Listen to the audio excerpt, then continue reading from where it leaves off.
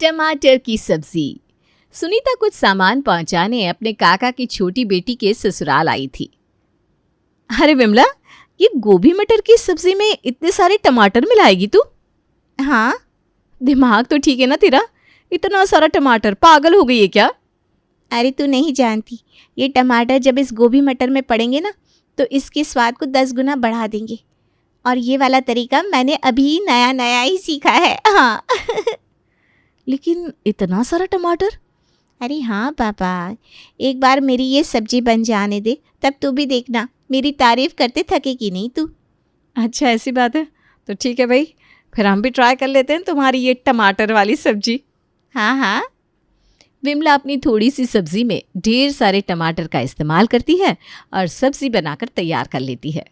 ले सुनीता, चक, बन गई मेरी टमाटर वाली सब्जी। खुशबू तो काफ़ी अच्छी आ रही है विमला। चिंता मत कर, स्वाद भी बहुत अच्छा होगा। सुनीता सब्जी चखती है। अरे विमला, वाकई में सब्जी तो बहुत टेस्टी बनी है यार।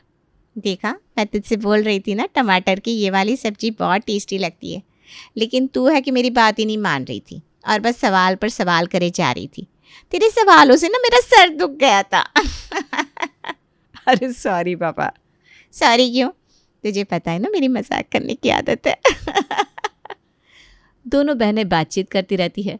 वहीं करीब 3 घंटे बाद सुनीता विमला के घर से चली जाती है। तभी रास्ते में, जब विमला टमाटर से इतनी अच्छी सब्जी बना सकती है तो मैं क्यों नहीं बना सकती? मैं भी ट्राई करती हूँ। अरे भैया, 5 किलो टमाटर देना तो। बहन जी, अभी दे दो। सब्जी वाले भैया सुनीता को 5 किलो टमाटर दे देते हैं। टमाटर लेकर सुनीता घर पहुंचती है। इतना सारा टमाटर लेकर क्यों आ गई? मोहल्ले वालों को इससे मारने के लिए। क्या? अरे मम्मी जी, टमाटर लेकर आई हूं तो जाहिर सी बात है कि सब्जी बनाने के लिए लेकर आई होंगी। इसमें पूछने वाली कौन सी बात है? अरे अगर पूछ लिया तो क्या हुआ? पहाड़ गिर गया क्या तेरे ऊपर? हाँ, और नहीं तो क्या। जब देखो उल्टा जवाब देती रहती है। तमीज़ नाम की एक चीज़ नहीं है। अरे तो आप कौन सा सीधा जवाब देती हैं मुझे कभी? जितना दिमाग तुम हमें जवाब देने में लगाती हो ना बहू, उतना दिमाग ज़रा अपने काम में लगा लिया करो तो बेहतर होगा। दिन भर बस काम काम काम करती रहती हैं आप। अरे मैं इस घर की बहू हूँ या फिर किसी ऑफिस में काम करने वाली कोई कर्मचारी जो बस अपने काम को बेहतर करती रहूँगी? तुम आजकल की बहुओं को ना बोलने की तमीज़ ही नहीं होती, ना ही कोई काम सही से आता है। एक हमारे ज़माने की औरतें होती थी जो घर का सारा काम संभालती थी और किसी को भी पलट कर जवाब नहीं देती थी कभी। मम्मी जी, आपको देखकर लगता नहीं कि आप अपने समय में सारा घर संभालती थी। मुझे तो लगता है उल्टा आपकी सासू माँ को ये सब संभालना पड़ता होगा। बकवास बंद कर। तू शुरू किससे किया था?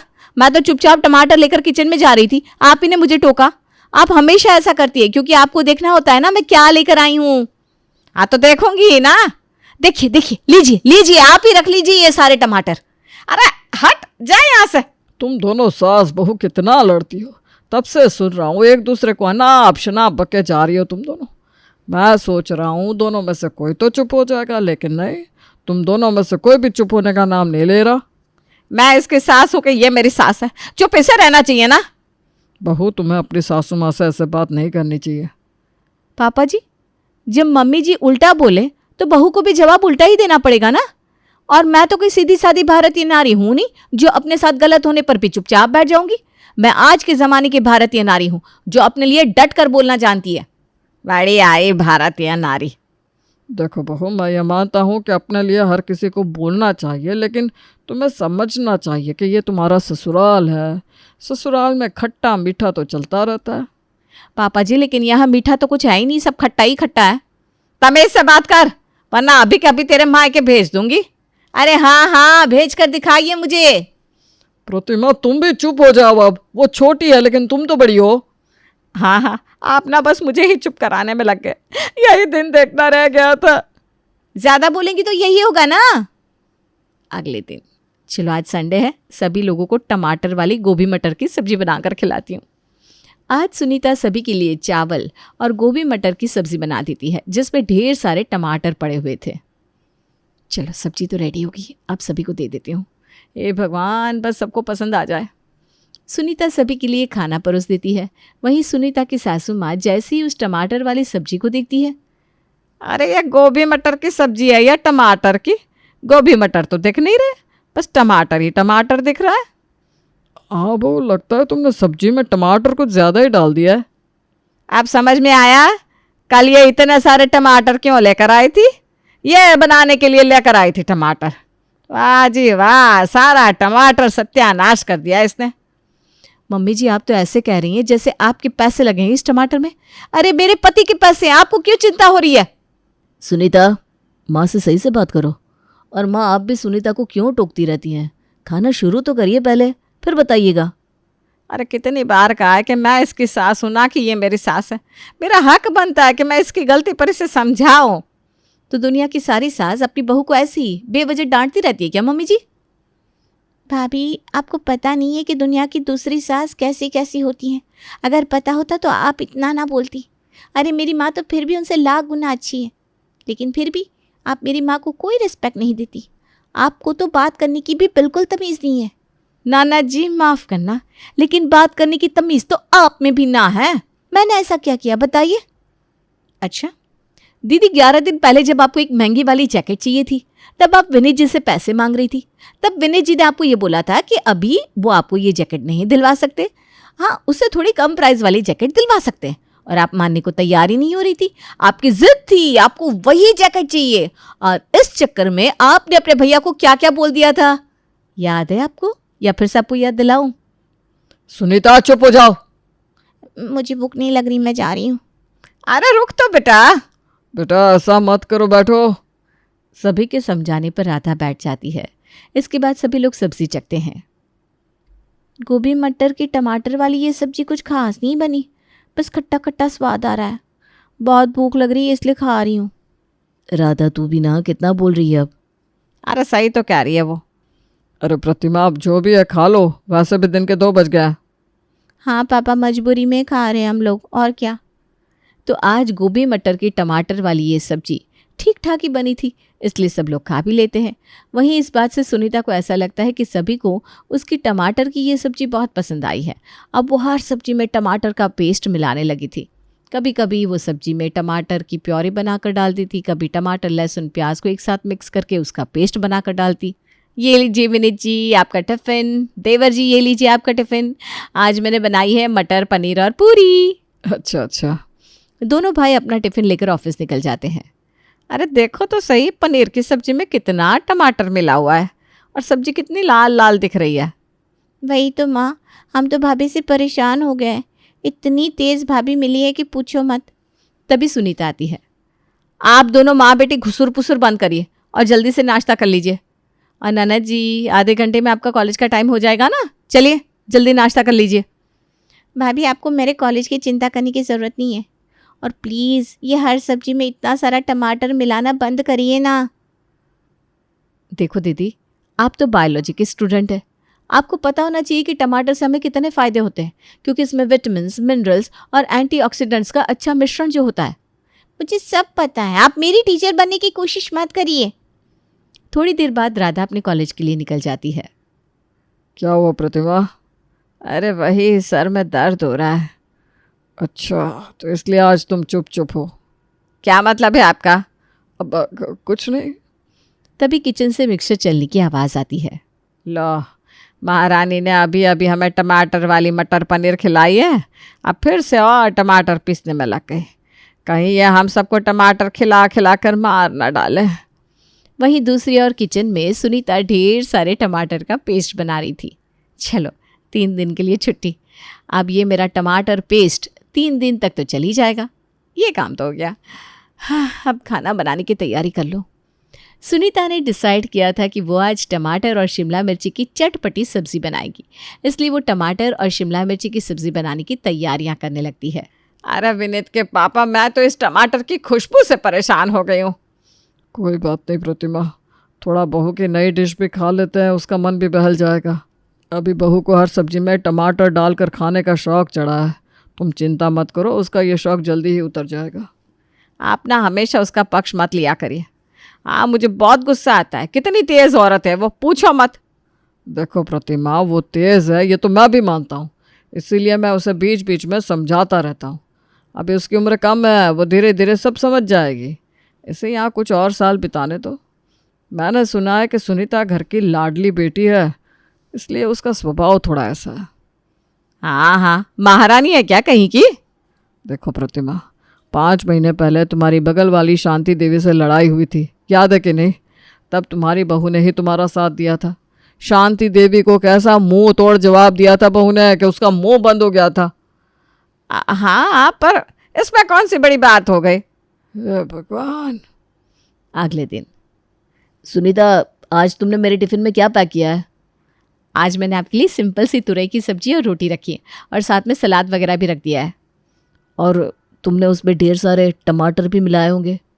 अरे नहीं नहीं, अच्छा, ऐसा कैसे पॉसिबल है? अरे बस ऐसे ही। अच्छा हुआ तुमने आज इसमें टमाटर नहीं मिलाया, क्योंकि आज मैं तुमसे यही बोलने वाला था कि मुझे मेरी सब्जी में बिल्कुल भी टमाटर नहीं चाहिए, क्योंकि मैं तुम्हारे टमाटर की सब्जियां खा खा कर परेशान हो चुका हूँ। इतना परेशान हो चुका हूँ कि अब मुझे टमाटर को देखने का भी मन नहीं होता। अरे लेकिन ये तो गलत बात है ना, आपको तो पता है टमाटर खाने से कितने सारे फायदे होते हैं। अरे सुनीता, कोई भी चीज़ अगर ज़्यादा खा ली जाए ना तो इंसान परेशान हो जाता है। हाँ भाई हाँ, ठीक है, अब आप जाइए, लेट हो रहा है ना आपको। ठीक है, चलता हूँ, बाय। विनीत अपना लंच बॉक्स लेकर ऑफिस पहुंचता है। कुछ घंटों बाद उसका लंच ब्रेक होता है, तब वो अपना टिफ़िन बॉक्स खोलता है। ये क्या, सुनीता ने मुझसे झूठ बोला? इसमें से तो टमाटर की खुशबू बहुत ज़्यादा आ रही है। विनीत बहुत गुस्सा होता है। वहीं जब शाम होती है और विनीत घर पहुंचता है तब, सुनीता, तुमने मुझसे सुबह झूठ क्यों बोला कि तुमने सब्जी में टमाटर नहीं डाला? और अगर सच बोल देती तो आप सब्जी लेकर जाते क्या? अरे लेकिन सुनीता, ये कौन सी बात हुई कि तुम मुझे अपने टमाटर की सब्जियां खिलाने के लिए झूठ बोल रही हो? अरे तो मैंने कौन सा कोई अपराध कर दिया जो आप मुझ पर इतना गुस्सा हो रहा है? बस आपको टमाटर वाली सब्जी ही तो खिलाई है। हाँ, वो भी झूठ बोलकर। अब तुम अपने टमाटर की सब्जियों के लिए हमसे झूठ बोलने लग गई हो। अरे तो आपको टमाटर की सब्जियां खिलाकर मैं अच्छा ही तो काम कर रही हूँ, इससे आपकी सेहत बनेगी। आप ना बेवजह मुझ पर गुस्सा मत करिए। वैसे ही सुबह से मेरा मूड खराब है, एक तो दिन भर आपकी माँ बक बक करती रहती है और शाम को आप शुरू हो गए। सुनीता, खामोश हो जाओ, बहुत बदतमीज हो गए हो तुम। हाँ, सब मुझ पर ही चिल्लाओ बस। पराया घर से आई हूँ ना, इसलिए सब मुझे परायापन दिखाते हैं। इस घर में कोई ऐसा नहीं है जो मेरा पक्ष ले, सब मुझे ही सुनाते रहते हैं। ये कहकर सुनीता रोने लगती है। विनीत उस समय तो कुछ नहीं बोलता, लेकिन उसको अपनी पत्नी के लिए बुरा लगता है। अगले दिन जब संडे था, ये टमाटर वाला भरता अच्छा बना है। अपने पति के मुंह से तारीफ सुनकर सुनीता खुश हो गई। एक पैसे का नहीं बना ये टमाटर का भरता। शाम के समय सुनीता अपनी बनाई हुई टमाटर वाली मिक्स सब्जी खाती है। क्या स्वाद आ रहा है, वाह वाह सुनीता, तू तो मास्टर शेफ है यार। इसे ही कहते हैं मियाँ मिट्ठू बनना। इतना ज़्यादा टमाटर डाला है कि गंध यहाँ तक आ रही है। वही तो, अब ये कुछ ज़्यादा ही हो रहा है।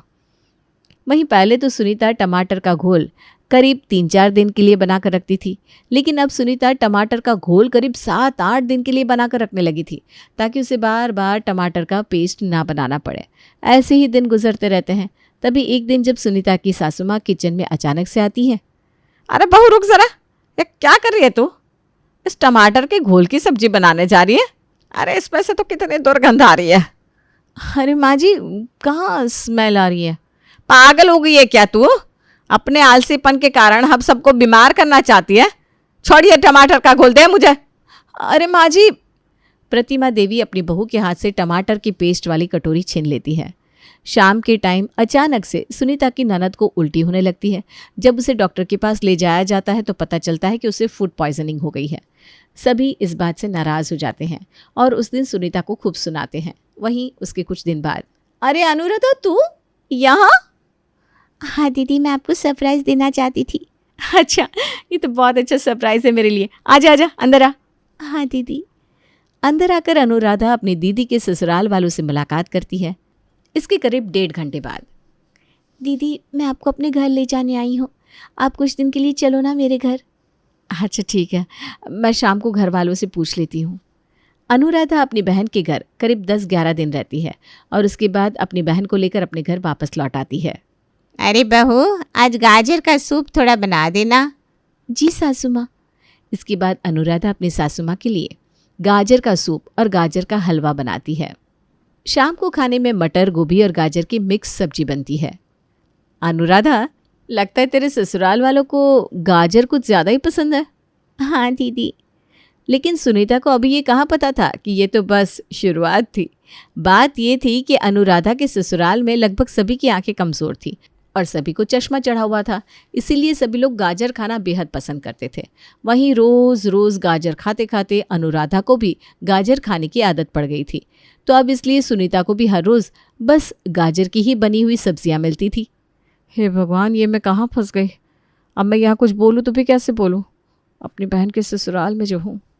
और सुनीता चुपचाप ऐसे ही गाजर की सब्जी, गाजर का हलवा, गाजर का जूस, पराठा और तो और लगभग हर सब्जियों में गाजर को ही खाती है, वो भी बड़े बेमन से। अरे अनुराधा, मेरी फ़्लाइट की टिकट बुक हुई कि नहीं? तू कह रही थी ना कैंसिल हो रही है बार बार। हाँ दीदी, मैं बताना भूल गई थी, आज सुबह ही ना आपकी फ़्लाइट बुक हो गई है। टाइमिंग कल सुबह की है। अच्छा। अगली सुबह सुनीता अपने ससुराल पहुंचती है, तब जाकर उसे सुकून मिलता है। वहीं थोड़ी देर बाद सुनीता किचन में जाती है और साधारण आलू गोभी की सब्जी बनाकर सबको खिलाती है। अरे ये चमत्कार कैसे हुआ भाई? अब चुप रहो ना।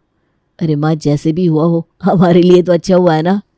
तो वाकई में सुनीता को समझ में आ गया था कि हर रोज़ एक ही चीज़ वाकई में नहीं खाई जा सकती, खास करके तब जब वो चीज़ आपके इतने पसंद की ना हो।